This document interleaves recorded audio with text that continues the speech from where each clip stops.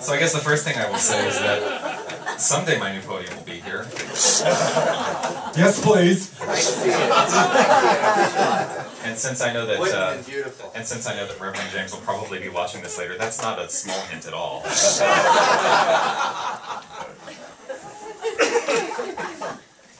How many of you received the weekly newsletter that goes out that talks, Now, one thing I want to let you all know about, now if you don't receive it, you should sign up to receive it. There's lots of great information about what's happening in the center. But one of the things that is kind of my thing is that I don't write descriptions about my talk. I figure you're going to come and hear my talk, or you're not going to come and hear my talk. You're either going to hear what I have to say, or you're not. But I will always give you a talk title. The talk title this week is Have It Schmabit. How many of you saw that? And did it make you wonder, what is he, Have It Schmabit? Deja actually asked me, she says, what does that mean? I said, well, when you want to kind of throw something off, you can say, have it schmabit, or abundance, schmabundance, you want to throw it off. So she got that eventually. So today, obviously, I'm going to be talking about habit. Now, this is something that came up in the class this week on Tuesday. It came up again on Wednesday, and I immediately said, wait, that's what I need to talk about this week. Because habits are very powerful things, but we don't necessarily always realize that they're working in our lives. And there are good habits, there are bad habits. I'm going to talk about it all today. So my first question to you today is, where is God? Consider that for a moment. Where is God? And I'm going to answer that with another question. Where are you? Where are you? Because wherever you are, that's where God is. It exists right there within you. And it's always, always working itself out to express itself through you, through your highest good. That's the truth. So I'm going to ask you another question. What are you thinking about right in this moment? Just take a moment to consider that. What are you really thinking about? Because it may not be on this service. You could be thinking about what you're going to have for dinner tonight. You could be thinking about all of the errands you have to run this week. You could be thinking about your job. You could be thinking about any number of things. You know what's great about that? You could be thinking about an infinite number of things because God is infinite. So God is always thinking an infinite number of things. Now, this thought that you're having right now, is it supporting you? Is it a constructive thought or is it a destructive thought?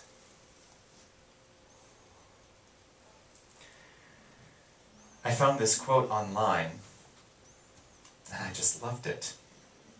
Any man who reads too much and uses his own brain too little falls into lazy habits of thinking. Any man who reads too much and uses his own brain too little, falls into lazy habits of thinking. Now this is a quote of a man who used his brain quite a bit, Albert Einstein. This is a philosophy that can get very intellectual and appeals to people like me who tend to be very intellectual. And what happens is, when I first came into this philosophy, I fell into that trap of over-intellectualizing everything. I thought about these principles a lot. And I thought about them. And I thought about them because what we say in this philosophy is change your thinking, change your life. So I thought about these principles and I thought, okay, I can change my thinking and align myself more with these wonderful thoughts. And I'm thinking about all of this stuff all the time, but gosh, my life still hasn't really turned itself around. Thought about it a lot. I thought about the things I would like that were not manifesting, that were not materializing. And it wasn't until later when I recognized, oh, it's about the belief behind the thought. It's not just about what's going on in your thought process at any given time. It's about what is motivating and driving your thought. Because that is what is truly creating your life. But it's so easy to fall into that trap, isn't it? It's so easy to fall into, oh, I am abundant and happy and wealthy. When the belief behind that is, my life is really not good right now. I look at my bank account is not very good. I look at the world around me and I see suffering. And I take on that suffering as my own. Change the belief behind the thought. That is how you begin to change the world. You change yourself by changing your belief. So as we think and we think and we think about these principles rather than truly embodying them and truly changing the belief, we begin to maybe think that this philosophy doesn't work.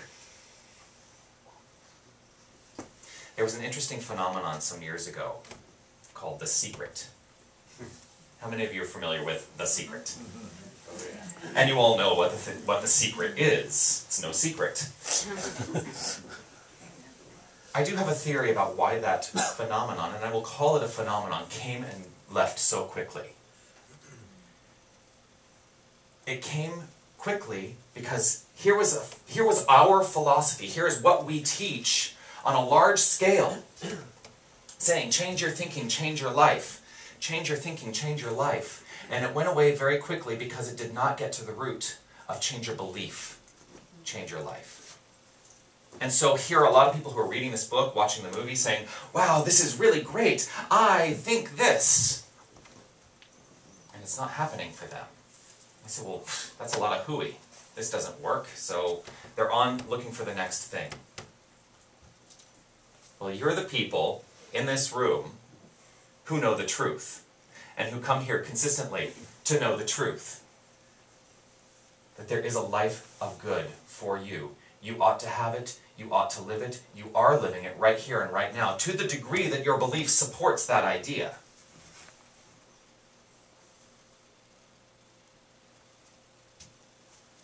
Is your belief supporting the idea of a great life? So, there's this great book called The Science of Mind. Ernie. Yes, Dr. Ernest Holmes. It was his birthday yesterday. It was his birthday yesterday. Ernest Holmes' birthday was yesterday. So The Science of Mind is what we basically, this is what I studied for 6 years, for the most part. I studied other things like Emerson and Judge Thomas Troward and lots of things, but this is really where we get most of our material. Now there's this wonderful tool, if you're interested in reading this book, at the beginning of the book, where they have broken down, and actually it's a friend of mine, Edward Villon, who broke this down so that if you read, they give you a chart here. If you read these little sections every single day, you can read this entire book in a year. I love, love, love doing this. Not because I need to read the book repeatedly, but because every single time I reread this book, I find new little things that I didn't know were there. You know, I've read it a million times, and oh look, this is something that seems entirely brand new. Today's reading, it's so funny, yes, so I'm asking, daily reading, do you know that it exists? Today's reading was really lovely, and I'm going to get to some of what today's reading is. Now, this is a great habit to get into, to start reading The Science of Mind. And it's wonderful that they built it so that you can actually turn it into a habit, where if you commit yourself to every single day, first thing when I wake up, I go to the reading of the day. That's part of my spiritual practice. The other thing that you can do is pick up a magazine like this, which we have available in our bookstore. Creative Thought. We also have Science of Mind magazine. I love this too because every single day for a month you're given a treatment.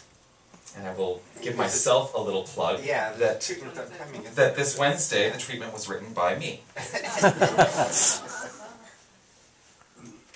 And quite coincidentally, the treatment the day before is written by Reverend Ann. Yes. Oh, very nice. Awesome. So, this is also a great habit to get yourself in. To start putting yourself in that mindset, because what happens is when you start involving yourself in things like this habitually, that's when you start to change your belief. And it may be a slow process to start. That's not a problem. The trick is, start it. If you don't like the way things are going in your life, it is your responsibility to change it. Ooh, people don't like to hear that. Yeah. Oh, wait. I'm responsible for what's going on in my life? Yes, you are. Nobody else is responsible for what's going on in your life. I'm not responsible as a minister. I am not responsible for what's going on in your life. I am responsible to myself. And I am responsible to living from the highest place that I can live, because when I do that, I can stand up here as an example of how to live a great life. That's what I'm here to do.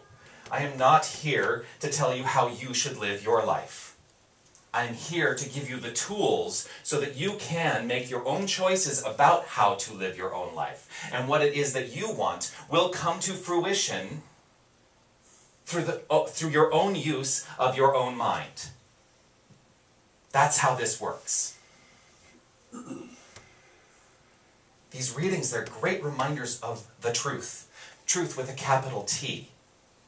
And they are lovely, lovely habits to be in. But they don't do any good unless you really, really begin to embody them. To embody these truths. Truth known is not truth lived. Truth known is not truth lived. That's when I come back to what I started this with. We can over-intellectualize this. The trick, and you know what, it's not really a trick. I use that word kind of flippantly. It's not a trick. The practice is working towards embodying it. Truth lived is truth lived. So how are you living? You know, Ernest Holmes would have been the first to say, he doesn't care if you read this cover to cover. He does not care. And in fact, he would be the first to say, why are you, if he was here today, he would say, why are you still studying this book? Because if you're still studying this book, you didn't get it. There is infinite knowledge in this universe. This is just a part of it. Ernest Holmes believes that the sum of all philosophy and knowledge means absolutely nothing unless you're living it. So Helen Vallot last week introduced me as this, she was a very lovely introduction about how I was laser focused and that I really live this principle, that I have a decided mind. And am I like that 100% of the time? No. I know. Back to LA. Are you regretting that vote now? No, you just prove you're human. Exactly. Yeah, you know what? Are any of us living it 100% of the time? Did Ernest Holmes live it 100% of the time? Did Jesus of Nazareth live it 100% of the time? Probably. Well, in the end. In the end. How did that work out? He had it nailed down. Oh, no. Oh, all the puns we are going into now. Yeah. That was funny.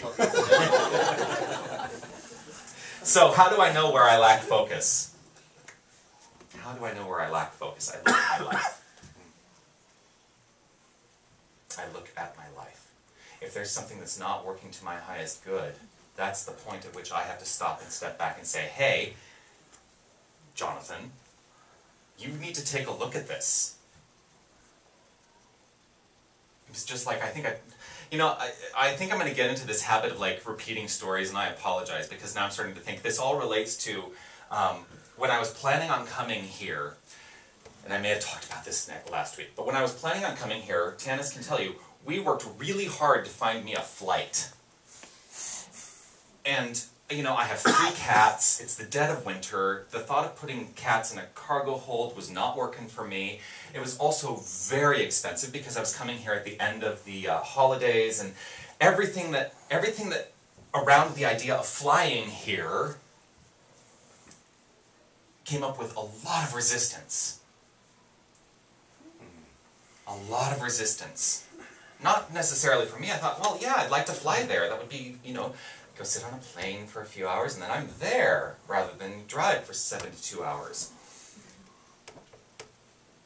That was not for my highest good, ultimately.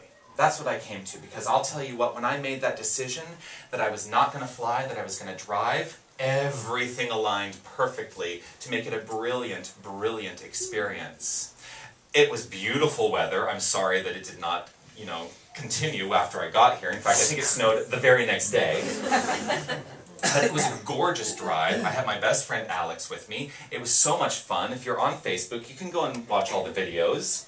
And that was a really great lesson in that moment, to say, hey, this is not working for me. I'm going to make a new decision. So where do I lack focus? I look at my life. Any place where I feel I am inadequate is the indicator of the work that is to be done. I'm going to say that again. Any place where you feel inadequate, you notice I changed it. Any place where you feel inadequate is an indicator of the work that is to be done. And nobody can do that work for you. That is your job and your responsibility to embody the work and the change that needs to happen.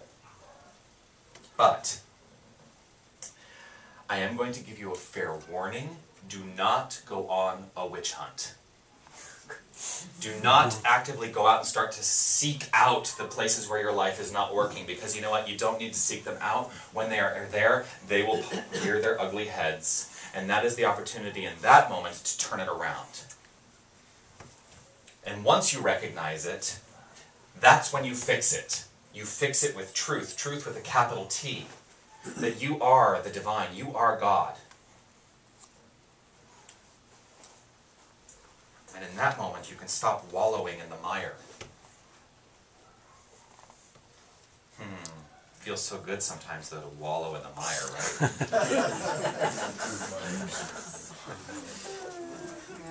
You know why? You know why that is? People pay attention to us when we wallow in the mire. We have something to talk about when we wallow in the mire. But you know what that is? It's habit. Those are simply habits. And what happens is when you talk about these things constantly, you're putting your mind into the habit of staying in that place. And when you stay in that place, you create more stuff to talk about. You create more in your life that is not going to work for your highest good. And we've been taught, haven't we? Haven't we been taught that on some level suffering is admirable? The news. If it bleeds, it leads. Yeah. Yeah.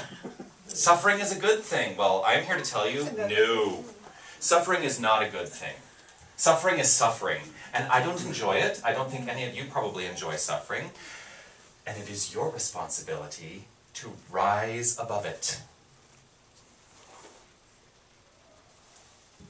Sometimes truth pops up in unexpected places. I saw this on Facebook this week.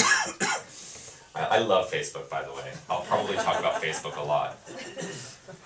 There was this quote that somebody posted saying, and I know that this is attributable to somebody. It was not attributed on Facebook, so I apologize to whomever actually this is attributable to. But it said, worrying is like praying for what you don't want. Well, that's very much in line with this philosophy. Because whatever you focus on grows in your life. So when you worry, you're growing more of that about which to worry. You cannot make any choice when you are in worry. You cannot make any choice when you are in worry. When you do make a choice to move beyond the worry, you eliminate the need to worry, right?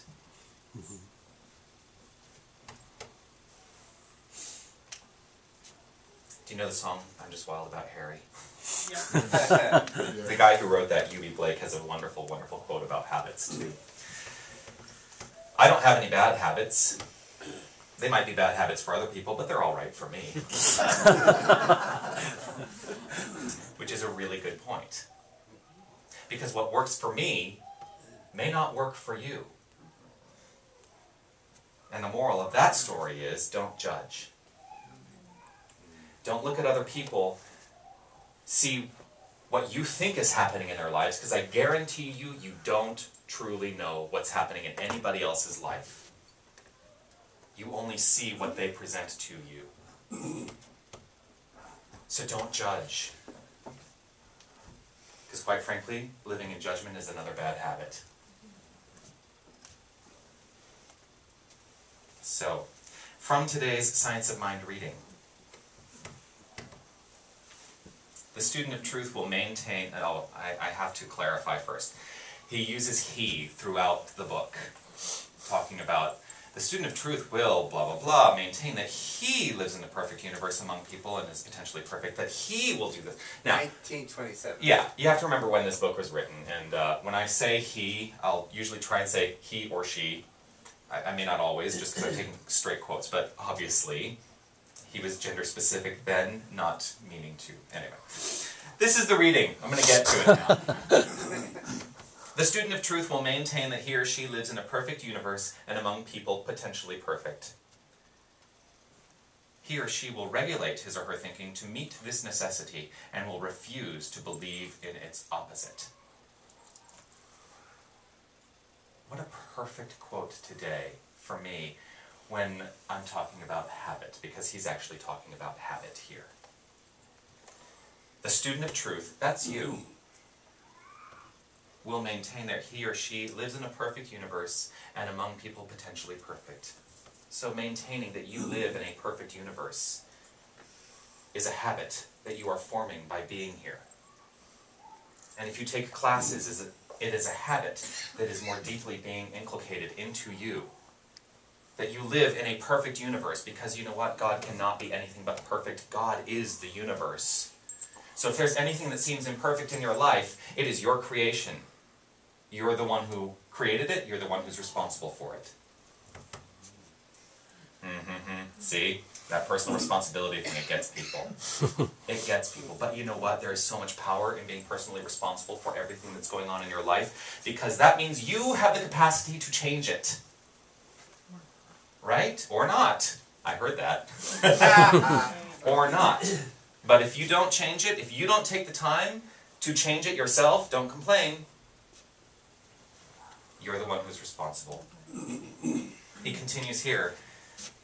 He or she will regulate his or her thinking to meet this necessity and will refuse to believe in its opposite. Basically what he's talking here about is creating new habits.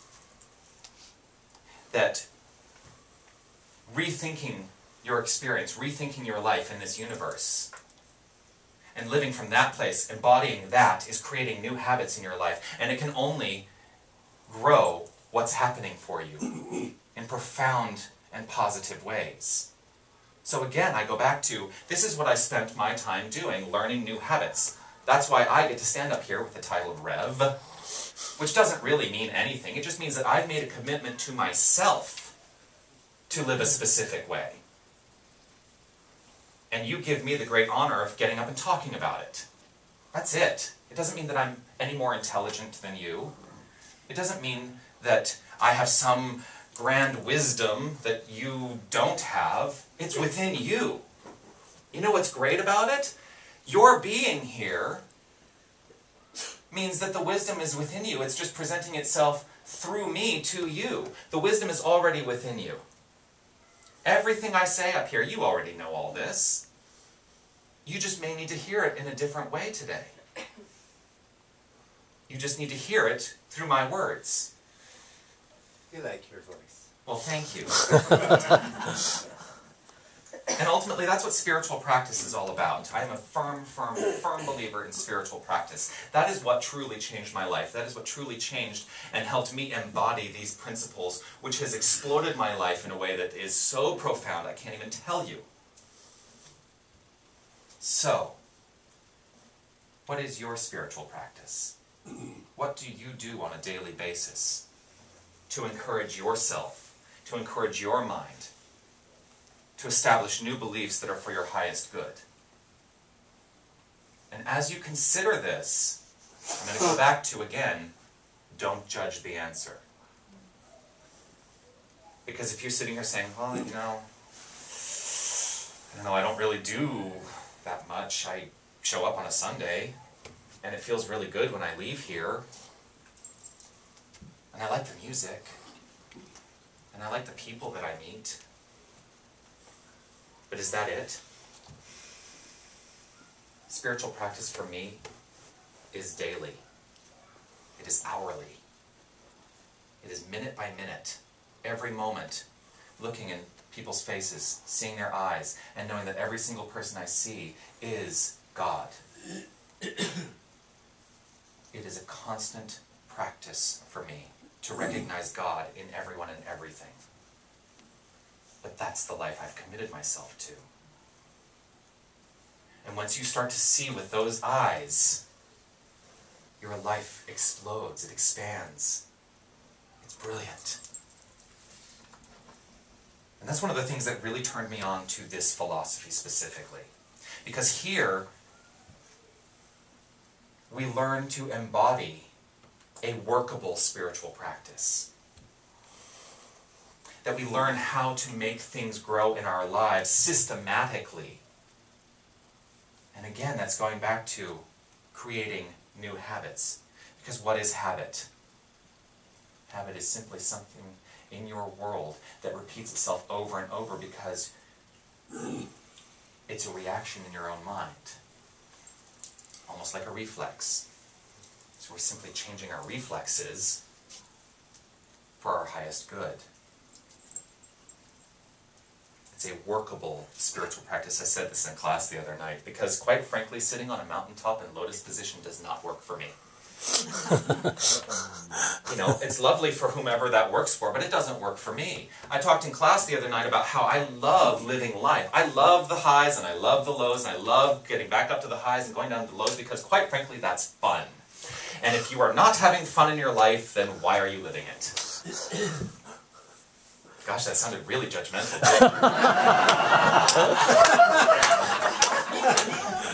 What's your first clue? But you know what? If I'm judging anybody in that moment, I'm judging myself. And I'm going to step away from that and say, you know what? I love the highs and I love the lows. I embrace and embody and love every minute of every moment of my life. So then, in the science of mind, the question is posed, how much life can any man experience, or woman? How much life can any man experience? The answer, as much as he or she can embody. As much as he or she can embody. And that means life is there for you to devour. Life is there for you to experience and express and have fun. So what are you waiting for? What are you waiting for? So he does talk about habit. There's actually a whole chapter on habit in the science of mind, and this is where one of my favorite quotes comes from. Ernest Holmes writes, "What is a habit? A habit is a desire objectified, the continuous character of one's thoughts and feelings, desire for something that will give satisfaction. At the root of all habit is one basic thing, the desire to express life." So if you have bad habits, what we deem bad habits, it's important to recognize that they are coming from the same place as the good habits. They are simply a desire to express life. And the bad habits are something that you have decided upon, perhaps subconsciously, that are going to work for you in some way. Now I'm going to get into the topic of drug use just briefly, because why do people who experience drug use take drugs? Because on some level it makes them feel good. It gives them some sense of satisfaction, and in their mind that is the idea of, I am expressing life. Now for my taste, it's a false sense of satisfaction. Because ultimately when I live and breathe and move forward with joy in a life that does not have to include that, it feels so much better to me, personally. At the root of all habit is one basic thing, the desire to express life. The habit is the action. The habit is the action that we are using to try and create a new beginning, a new cause in our life. When we step out of the idea that this cause, that this habit creates a cause that is for our highest good, then we start creating from first cause, from that source, from the divine. And that divine works itself out through us, and we will ultimately create new habits that are for our highest good. So ultimately, we don't try and eliminate the behavior to change our mind. We must change our mind to eliminate the behavior that is not working for us.